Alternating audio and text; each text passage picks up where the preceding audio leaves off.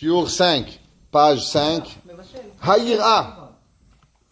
La Hirat Hashem, la crainte de Dieu, page 5. J'ai vu dans le Gaon de Vina, page 5. J'ai vu dans le Gaon de Vina, dans Michelet. Le Gaon de Vina, il dit, quelle est la raison pourquoi on doit tellement être me'ayen sur la Hira? On voit que le Ramchal, dans la Hagdama, il parle de Hirat Shamaim. À combien on doit approfondir les lois de Hirat Shamaim. Il dit le Ramchal, le Gaon, que la Torah, elle a 72 mitzvot connectés à Hira. Il dit que la Torah, dans 72 mitzvot, elle fait dépendre la mitzvah de Hirat Shamaim. Et il dit, et c'est pour ça la grandeur et l'obligation d'approfondir, de comprendre vraiment la Hirat Shamaim. La Gemara, elle parle dans Tzitzit, Hira. La Gemara, elle parle dans les poids, Hira. La Gemara, elle parle dans Trelet, Hira. La Gemara, dans plein de cas, elle ramène. Le Gaon, il a fait le Cheshbon, 72 fois, il y a la mitzvah de Hirat Shamaim. Donc, tout celui qui craint Dieu, il accomplit 72 mitzvot. Incroyable, parce que Hira, c'est aussi Gematria Chesed. Ça veut dire que les maasés avoir la plus grande des bontés que Akadosh Baruch Hu donne à l'homme, c'est BM d'avoir Hirat Shamaim. C'est ça que le passage qui dit Kima Hashem Shoel Meimar Kimira. Kima Hashem. Hashem c'est Havaya, c'est Chesed. Shoel Meimar Ira. Si tu veux comprendre la Ira, alors il y a BM Midata Chesed qui est Chesed Gematria 72 par rapport au mitzvot. Il dit oui. Ça, c'est directement comme tu sais le il y a 72 mitzvot qui dépendent de la Hirat Shamaim. 72 mitzvot qui dépendent de Hirat Shamaim. Exemple, comme j'ai expliqué, avoir les poids égaux, ne pas voler le poids. Une mitzvah de voir. J'ai raconté cette histoire. Un jour, moi, ma femme, elle avait de l'or à la maison. Il y a peut-être des années de ça. Des bouts d'or cassés. On a vendu un chassid. Il est venu, il a pesé et il nous a donné un prix. La femme a été contente. Le lendemain, elle est partie acheter des chaussures. Elle voit une femme, et la femme lui dit, vous voyez que Madame Krimizi? Elle dit, oui, tenez, il y a $50 pour vous. Elle dit, je vous connais pas. Elle dit, non, mon mari, il est rentré à la maison, et il a repesé, et il a vu qu'il avait oublié, il avait mal pesé, et il vous devait encore $50. Il dit, mais on se connaît pas. Il dit, mon mari, il a pris tout de suite $50, il l'a mis dans une enveloppe, il me l'a donné, il m'a dit, chez nous, l'argent du diesel, ça reste pas. Tout de suite, tu prends, tu te débrouilles, tu trouves cette madame, tu lui donnes l'argent. Je savais pas quoi faire. Je suis venu avec l'enveloppe. J'ai vu une femme que j'ai jamais vue. J'ai dit, ça doit être Madame Krimizi. Et c'est comme ça qu'elle a donné à ma femme l'argent.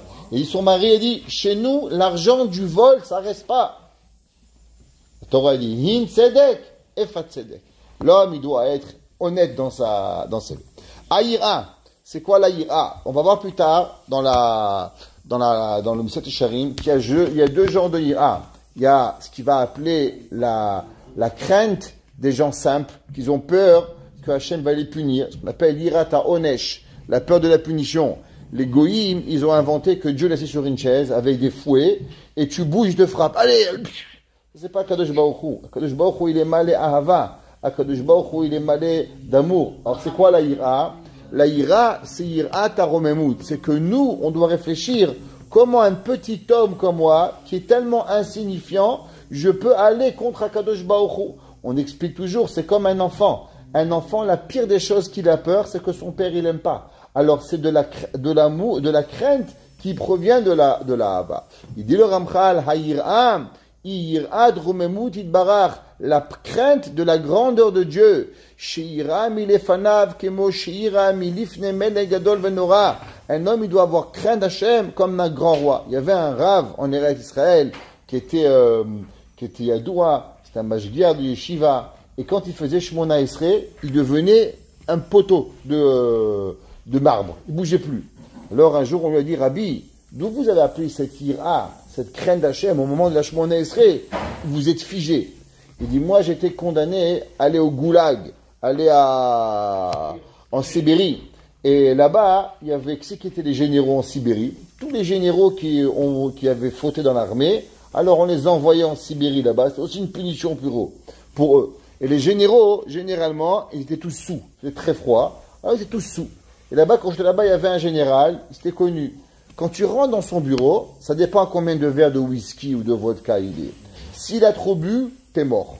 Si t'as pas trop bu, t'as une chance.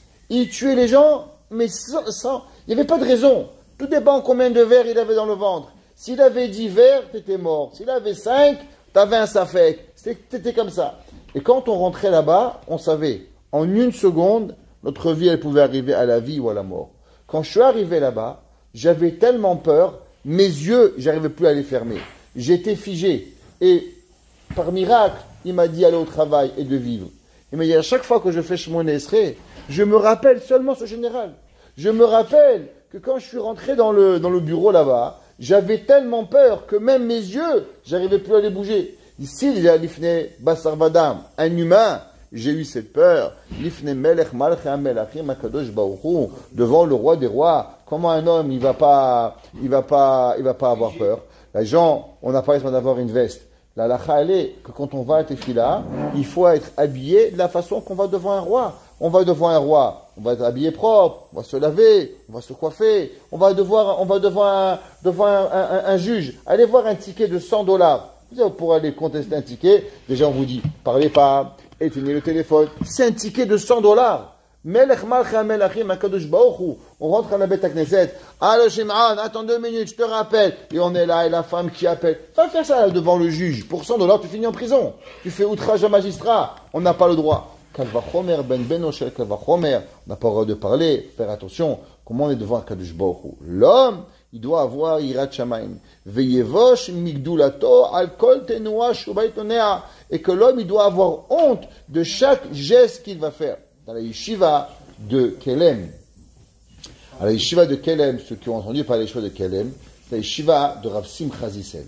Rav Simcha Zissel, c'était le Talmid Mouvak de Rav Israël Salanter. Rav Israël Salanter a eu quelques élèves, entre autres, il a eu Rav Itzel de Petersburg, qui était le Kochavé Or, et il a eu le Rav Simcha Zissel. Or Rachaz, il a écrit. À la yeshiva de Kelem, le travail de la yeshiva, non, c'était en Lituanie, à la yeshiva de 3e ligne, à la yeshiva de Kelem, sur quoi on travaillait de ne jamais bouger pour rien. Qu'est-ce qu'il dit ici? Il dit le Ramchal que l'homme, il doit avoir peur et il doit avoir honte de chaque mouvement. Alors on raconte qu'il y avait un jour Abraham Shmulevitz. Abraham Shmulevitz était un talmid de la yeshiva de Kelem, et par la suite il va devenir Rosh Yeshiva à la yeshiva de Mir. Et un jour, le Rav Shmulevitz, il est rentré à la yeshiva, il pleurait. Les élèves, ils ont vu le Rav pleurer. Ils m'ont dit, Rabbi, pourquoi tu pleures? Il dit, parce que j'attendais le bus. Je dis, alors, tous les jours, tu attends le bus? Il dit, oui. Mais aujourd'hui, le bus, il a traîné. Alors, quand le bus, il a traîné, je me suis retourné la tête pour voir si le bus, il vient. Et là, je me suis rappelé que si j'avais été à la yeshiva, il m'aurait renvoyé de la yeshiva. Il dit, pourquoi? Il dit, parce qu'à Kelem, si un homme, il tournait la tête pour voir si le bus, il venait, on le renvoyait. Il dit, mais à quoi ça va changer que tu tournes la tête ou pas? Est-ce que le bus, il va venir plus vite? C'est seulement de l'impatience que tu as. L'homme, il doit savoir, tu as 2 secondes, le bus, il n'est pas là.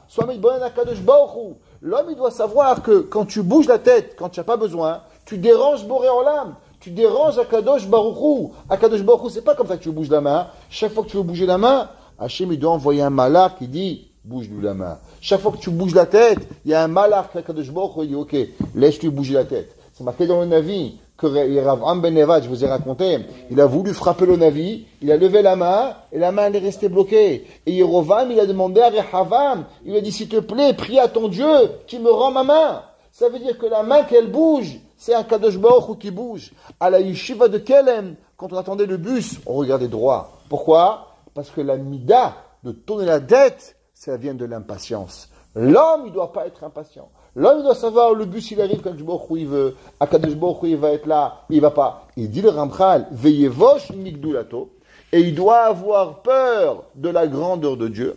Al kol tenua shubayit noea. L'homme, il doit savoir, à chaque fois que tu bouges la tête, chaque fois que tu bouges le bras, il faut avoir yirat shamayim. Comment tu vas bouger la main. Le Khatam Sofer, quand ils ont mis une montre dans la Beit Knesset, il était fâché. Il a dit, Chadash Asur Min Torah. Il dit, un homme, il rentre à la synagogue. C'est quoi qu'il va partir parce qu'il est l'heure? L'homme, il partira à la synagogue quand tu auras fait une prière. Pourquoi on va mettre une montre dans une synagogue? Le fait d'avoir une montre, c'est qu'on va déjà décider que la synagogue, elle a un début, elle a une fin. Le Khatam Sofer, il a été fâché d'avoir un nom. C'est des gens qui ont vécu d'une certaine façon. Kol sheken bedobro lefana betfila ou beosko betorato. Quand l'homme, il va prier ou il étudie la Torah de la Kadosh Baruch Hu. Le Rav Natan Dvartzvogel, le Mashgiach de l'Eikoud, il s'appelle Iyouné Atefila, un petit livre qui est là-bas, des cours de Torah qu'on a écouté de lui, et on a eu le mérite d'écouter la Torah de cet homme géant. Et là-bas, il dit, est-ce que vous savez pourquoi on prie à voix basse? Pourquoi on fait la tefila à voix basse? La halakha, elle est qu'on fait à voix basse parce que les malachim, ils peuvent pas écouter la tefila à voix basse. Alors, qu'est-ce qu'on fait?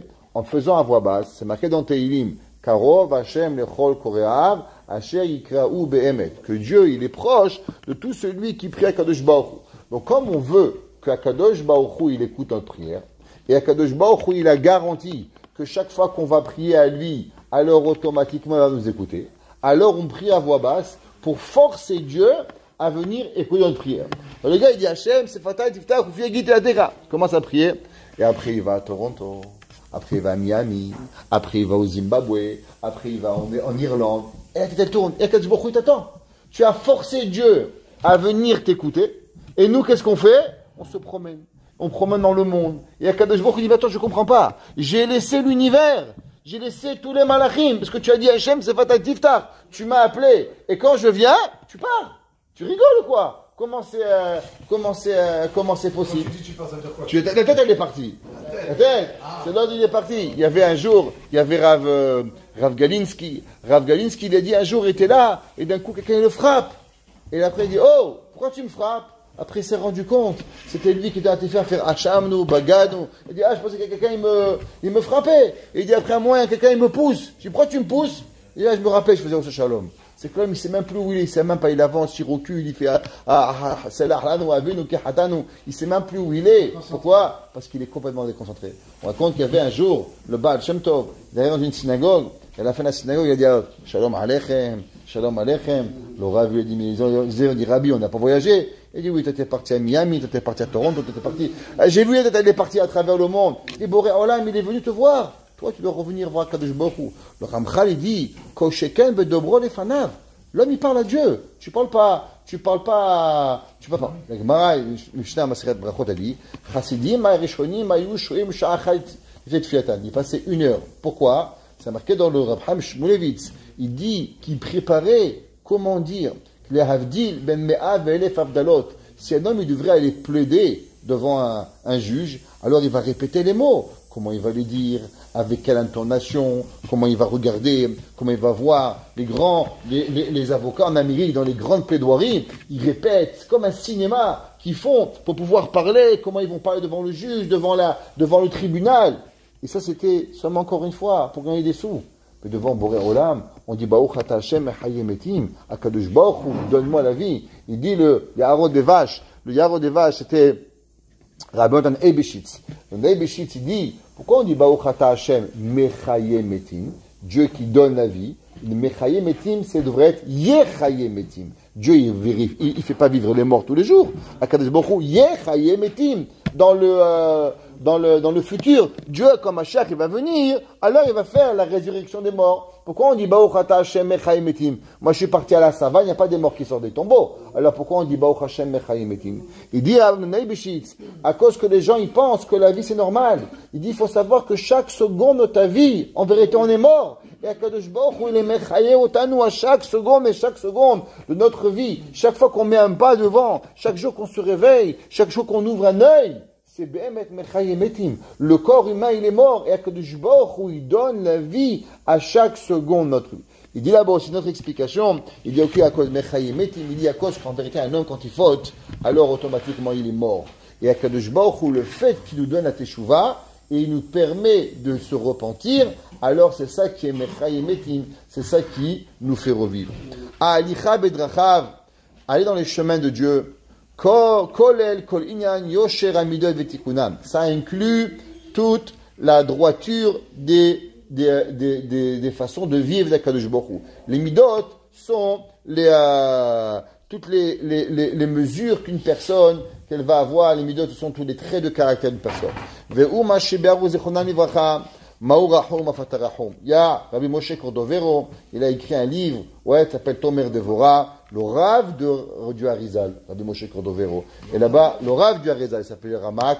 Et là-bas, il a écrit un petit livre, je vous ai dit expliquer tout celui qui veut des grands Yeshuot, qui veut avoir des grandes brachot, qu'il étudie le Sefer Tomer Devora tous les jours, ou au moins le vendredi soir. Et Akadosh Baruch Hu, il est mamash pour El Yeshuot avec ce Sefer. Et là-bas, dans le Sefer Tomer Devora, il parle des 13 midot de Akadosh Baruch Hu, et comment l'homme il doit se comparer à Akadosh Baruch Hu. La Torah elle dit Ve'alarta bidrachav, et tu vas aller dans les chemins de Akadosh Baruch Hu. La Gemara demande comment tu peux aller dans les chemins de Akadosh Baruch Hu. La Gemara dans Shabbat elle dit Akadosh Baruch Hu il est de feu, tu vas aller, tu vas te brûler. La Gemara dit non, qu'on doit se comparer avec Dieu de la façon que Dieu se comporte. Mahu Rahum, Afatarahum. Mahu Hanoun, il est miséricordieux, il a de la grâce, il a de la patience. Toutes les midot qu'Akadosh Baruch Hu il a, nous aussi on doit avoir. Uchlal koze sheinag adam, kol midotav, vekol mine pulatav, al pi hayosher ve'amusar. L'homme, ce qu'il doit faire toute sa vie, il doit savoir la droiture et avec la morale. L'homme, il ne doit pas être tordu. On raconte qu'il y avait un jour Rav Shlomo Zalman Auerbach. Rav Shlomo Zalman Auerbach, il a été appelé à donner un shiur à l'époque pour devenir le Rosh Yeshiva de la Yeshiva de Kol Torah. Kol Torah, c'était une des grandes yeshivot en Eretz Israël. Quand j'étais jeune, il y avait deux grandes yeshivot. Il y avait Ponyovitch, où il y avait Rav Shach, et il y avait Kol Torah. Kol Torah, c'était la yeshiva de Rav Shlomo Zalman Auerbach. Et Rav Shach et Rav Shlomo Zalman Auerbach, il a été invité à donner un cours, et si le cours il serait bon, alors il serait devenu Rosh Yeshiva. Et bien sûr, tous les rabbanim sont venus, des centaines d'élèves sont venus, et le Rav il a commencé à parler. Généralement, c'est quoi un cours de Torah? C'est pas on vous raconte un kva, c'est que on prend la Gemara, on pose plusieurs questions, et avec une réponse, on veut répondre à ce qu'on appelle un ma'ala, un chemin à travers la Torah. Alors le Rav, il a commencé la Gemara, il a posé Tosfot, Rashi, le Rambam, et après il a posé une question qui était incroyable. Et tout le monde, il est resté bouche bée. Ah! Et le Rav, il a demandé une question, il a voulu répondre maintenant à cette question, toutes les Rishonim. Et au moment où il a commencé à répondre, il y a un élève, il s'est levé, il dit, Rabbi, je comprends, mais il y a une question sur ce que vous voulez dire. Et il y a un Tosfot dans la Gemara qui ne dit pas comme ça. Le Rav a dit, tu as raison, et tout mon raisonnement, il est basé sur ce Tosfot. Maintenant que tu as relevé ce point, je dois arrêter là. Il a fermé le livre. Sa femme, elle lui a dit, quoi, tu ne pouvais pas lui répondre? Il dit, BMH, j'avais 5 réponses. Mais en vérité, dans moi, sur chacune des réponses, j'avais une question. Lui, il n'aurait jamais su. Mais ce serait malhonnête de ma part de lui répondre quelque chose que moi, je ne crois pas.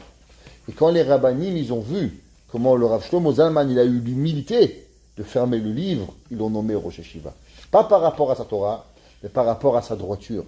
Il dit le Ramchal, l'homme il doit être yachar, l'homme il doit être droit, al pi yosher ve'hamusar. Un oui c'est un oui, un non c'est un non. La Gemara dans Masechet Ta'anit, elle dit il y avait un jour des rabbanim, ils sont venus voir un Rav, et il a mangé, et il leur a pas proposé à manger. Ouais.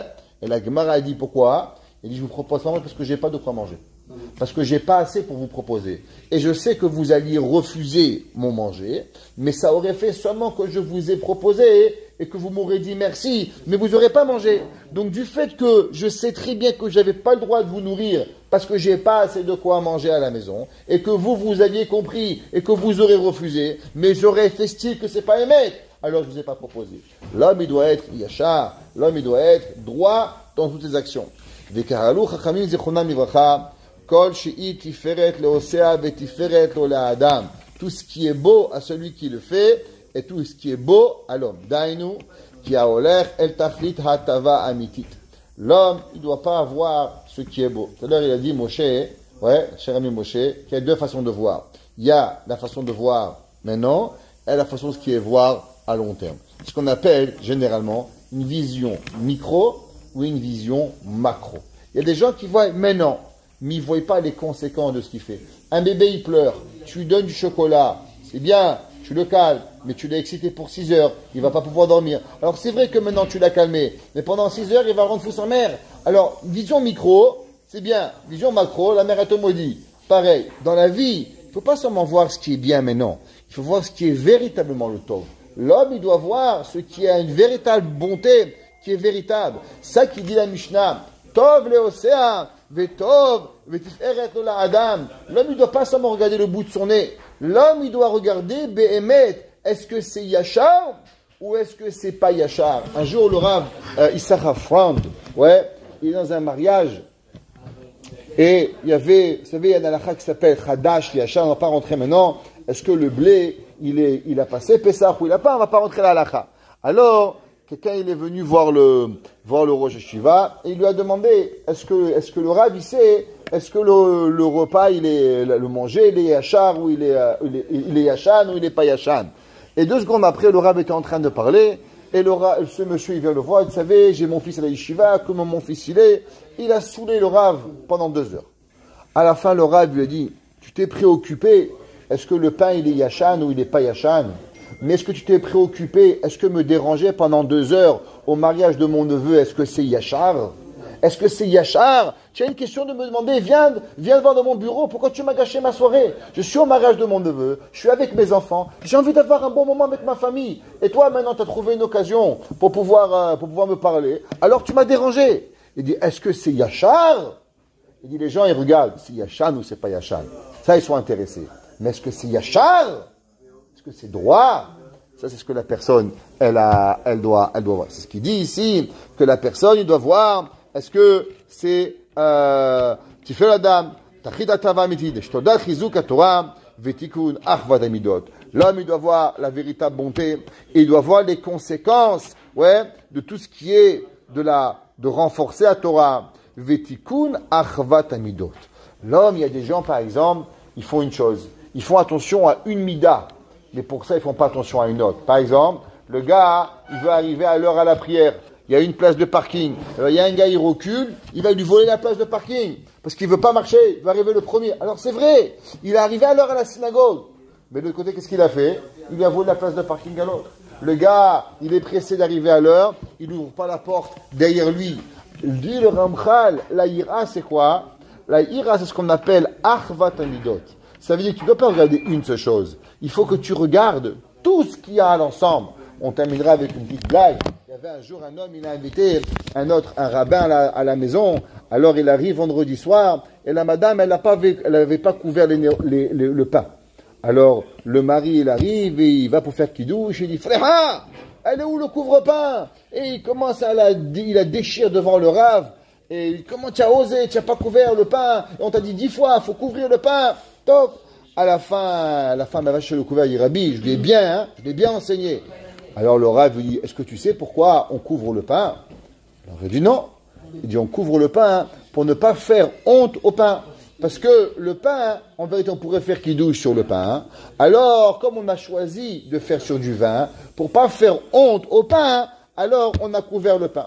Il dit, toi, tu as été intéressé à la honte du pain, mais tu n'as pas été intéressé à la honte de ta femme. Et il lui dit, à combien tu pêches tu es, combien idiot tu es, c'est que tu as pris le secondaire et tu as laissé passer les choses qui sont importantes. C'est ça que le Ramchal dit. Souvent, quand un homme, il fait attention à une mida, alors il oublie des autres midot.